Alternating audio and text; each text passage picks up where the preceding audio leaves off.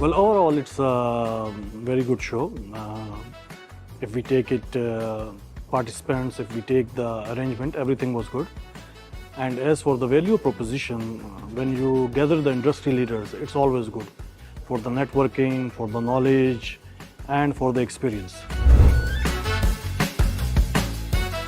Well, what we know from this show and from journal, it is that AI would be playing a big role, and the digital twin and all these tech-based solutions are taking shape, and they will be coming more and more. So human will be moving towards the decision making, while the work will be being done by automation, AI, and digital twins and IoT, etc.